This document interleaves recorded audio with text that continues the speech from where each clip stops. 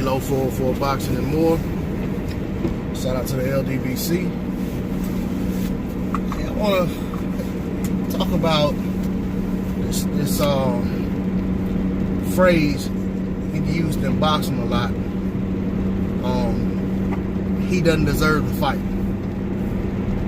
You know, that's something that I mean, every time I turn, when it's a noteworthy fight that could be made, or you know, some guy that's trying to come up in the ranks that done worked his way up to a position, and when it comes time to, you know, try to challenge the guys that he wants to challenge, or even use with champions who want to fight other champions, we hear the phrase, he don't deserve the fight.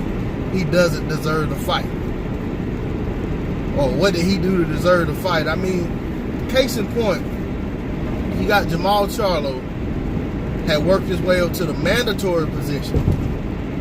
I mean, not just a top 2 or 3 ranked or number 1 ranked. He worked his way up to the mandatory position for the middleweight WBC strap.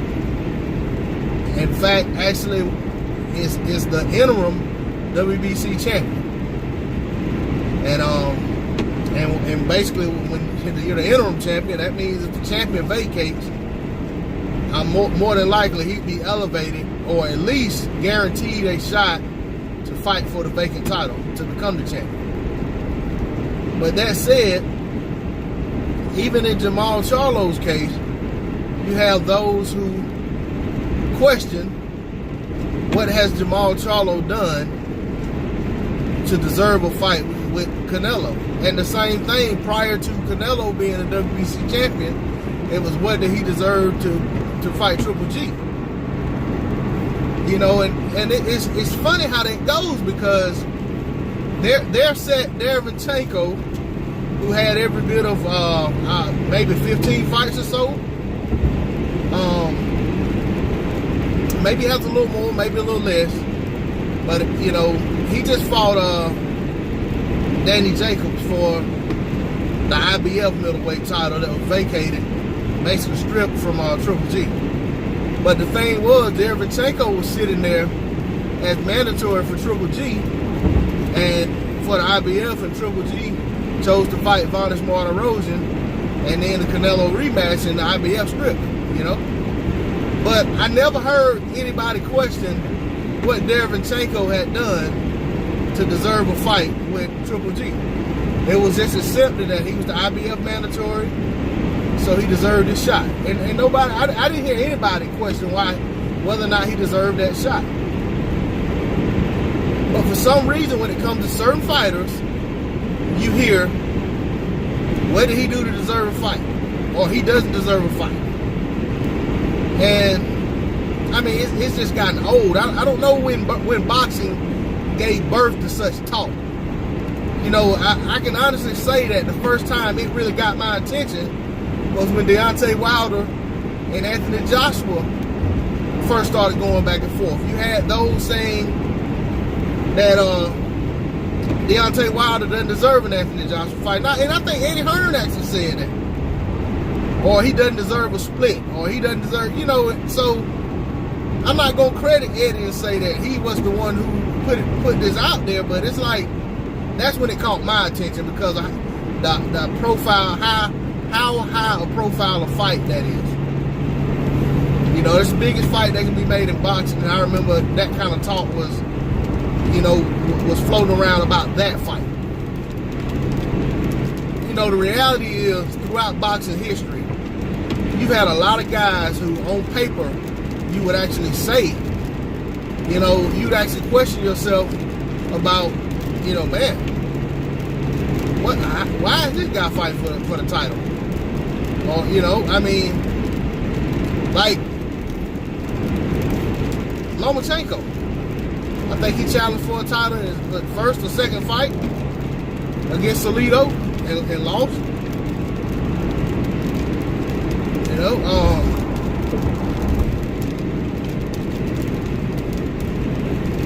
and he won a fight in his neck, and won the title in his next fight. And maybe the Salido fight wasn't a title fight, but I thought it was. But either way, inside of 3 fights, Lomachenko won a championship. I mean, if you want to question somebody, what somebody done to deserve a title shot, I'd say it'd be the guy with 2 or 3 professional fights before I would some guy that's in an interim position and the mandatory challenger. But at the end of the day, I would only question that if it came to vacant titles, to say what has this guy done to deserve to fight for this vacant title. But when it comes to guys fighting other boxers who are already a champion or just trying to get a shot at a named fighter, I mean, I just don't really subscribe to that type talk. You know, I feel like when guys start saying, what has this guy done to deserve this fight, or this guy don't deserve a shot, or this guy don't deserve this, in my opinion, more times than not, they don't want to see that fighter in the ring with the guy that he's trying to fight. Whether that's one of their favorite fighters, they feel like he may struggle with that guy, and so they'd rather not see the fight. And, you know, because, I mean, some people have... I remember when the Anthony Joshua, Deontay Wilder talk first started, there were people on both sides who, you know, on the AJ side that were basically saying they didn't want to see the fight. They felt like Deontay Wilder hadn't done enough to get the fight and so forth and so on. This ridiculous talk. Or they want to talk about, well, AJ done this and this is such and such fight. And so it's like, you know, and I remember 78 Sports TV, shout out to 78, was debating the guy. And I mean, I know who the guy was. I used to follow him a lot when he was, used to do the Lions Den debates and stuff like that. But I'm not gonna say who he is, because I really don't support, you know, don't support his standpoints on a lot of stuff anymore. And basically, I'm sure once the Anthony Joshua, Deontay Wilder stuff goes away, this guy will be back to being the boxing aficionado he used to be. But anyway, 78 and the guy was debating on his channel. And the guy making all these excuses about why Deontay Wilder didn't deserve the Anthony Joshua fight. And basically got to the point where 78 just straight out asked him. He said, man, just answer the question. Do you want to see the fight? And the dude hauled around for a minute, then he finally just came out and said, no, I don't want to see the fight. And 78 just basically was like, all right then, that's all I want to hear. And they basically ended the debate. But the whole thing was, the main driver behind all of what he was saying was that he didn't want to see the fight. And I feel like oftentimes when we start discrediting guys that are trying to challenge the guys that we like, it's because we don't want to see them fight that guy for one reason or another. Whether you feel like he just runs over the guy, or whether you feel like you'd rather see your guy in better fights, or whether you feel like the guy can't, your guy may not be able to beat him. You know, I'll say that me personally, I've never liked the idea of Dominic Breazeale being Wilder's mandatory ever since he got the position. And I question how in the world he got to that position, but the fact is he's in that position, so he deserves a Deontay Wilder fight. So I don't question whether he deserves to fight. He's in the mandatory position, he deserves to fight. Now for me personally, I just feel like it's a fight that does nothing for Deontay Wilder. I feel like, you know, we already saw Dominic Breazeale challenge for a title and get knocked out. And it wasn't all that long ago. And somehow inside of, you know, a year and a half, he's right back in contention for a title. But there again, he did the things that the WBC deemed necessary to get that mandatory position. He has it. I'm not going to question whether or not he deserves a fight with Deontay Wilder. He's in that position. Deontay Wilder has to see that man at some point. unless Brazil loses, and then he'll lose that mandatory position. But aside from that, Wilder has to see that man. You know? But my feelings on it don't have anything to do with Wilder not being able to beat him. I just don't think the fight does nothing for Deontay Wilder. But that said, I also was clamoring for Deontay Wilder to go ahead and get rid of that mandatory before he fought Tyson Fury. That didn't happen.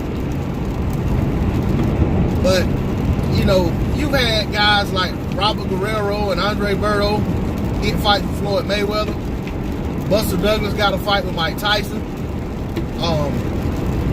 Stevie 2-Pound Forbes got a fight with Oscar De La Hoya. I mean, the list goes on and on. And, you know, those guys got those fights. But today we're questioning why champions should get an opportunity to fight other champions. I mean, like, there are those out there who saying Devin Haney don't deserve, not Devin Haney, I'm sorry, Devin Farmer doesn't deserve a fight with Gervonta Tank Davis. But it's like, first of all, they each other have built up this fight with all of that back and forth bicker and banter between the two of them. If they're not going to fight, they need to stay off the camera and quit talking about each other, wasting our time. But aside from that, Farmer has a title. So if Tank's a champion, Farmer's a champion, there's no reason two champions shouldn't get it on. I mean, even if they were two champions, you know, even two champions that are separated by, say, one weight class. If one wants to challenge the other and he's willing to come up to that fighter's weight class, and I can understand if a guy's the champion at 147 and he's calling out the champion at 154, but telling that champion that he needs to come down and fight him, that's a different story. But if he's willing to go up to that man's division and fight him, hey, let's see it. I mean, we got Mikey Garcia holds the title, or hell, I don't know if he's vacated that 140 title or not. But, you know, he beat Sergey Lipinets for a title. Another guy that nobody questioned why did he deserve a title shot. Sergey Lipinets. But he beat Sergey Lipinets, took his title, and, you know, of course he defended and picked up another belt at 135 as well. But now he wants to, he's locked and loaded to fight Errol Spence in March. I don't know that I've ever heard anybody say, what has Mikey done to deserve an Errol Spence fight? I don't think I've heard anybody say Mikey doesn't deserve that fight. But the reality is Mikey had done a single thing at 147. He's never had a fight at 147. If there was a reason to question somebody deserving a fight, that would be it. But there again, by my logic I just got done stating, Mikey is a champion, and he's actually a champion, or has been a champion at 140. So that's only one weight division, and he's going up to Errol's division. He's not asking Errol to meet him in the middle. He's not asking Errol to come down to his weight. He's going up to his full weight, challenging for that title. So I respect that, and I feel like if you're daring to do that, then you deserve to be able to make that challenge and put your skills on display in the ring and see how you match up. But you know, all of this talk about don't deserve, or what did they do to deserve, or he shouldn't be getting this opportunity. I mean, man, I say this at the risk of offending some people, but I mean no offense, but I just don't see that I don't feel like that talk is in line with being a true boxing fan. I feel like that's duck speak to me. That's what that is.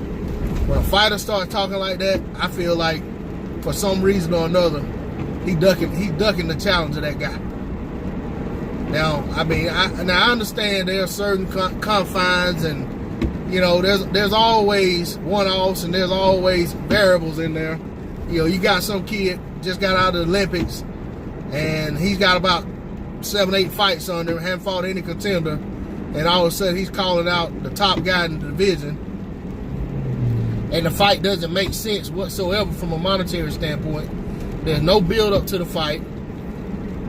No one even knows who this kid is at this point, and he's calling for a fight with the top guy in the division. I can understand why some will question why the fight even makes sense whatsoever. I understand that. But when you're talking about 2 champions or 2 top tier fighters, or 2 guys that are contenders for titles, or 2 guys that are high in the rankings, I mean, like Luis Ortiz and Dillian White. I've heard people say Luis Ortiz hadn't fought anybody to deserve a fight with Dillian White. I mean, that is absurd. I mean, that right there is case in point of where, like I said, fans that are saying that, they don't believe Dillian White can beat Luis Ortiz, and they don't want to see that fight because they know that derails everything, all the momentum that Dillian White has. If he loses to Luis Ortiz, all of that's derailed. Dillian White knows that. But Dillian White also knows that mentioning Luis Ortiz's name and talking as if he wants to fight him gives him credibility with some fans. Because some fans can't see through pump faking, flexing, clout chasing, and some can. But once again, I just want to say, man, let's stop fight blocking. If guys want to make these fights, let's let them make the fights. If guys are out there pressing for a fight, let's get behind them and let's put pressure on the guys that they're trying to fight. We can't complain about not getting the fights we want to see, but then at the same time, co-signing guys sidestepping one another.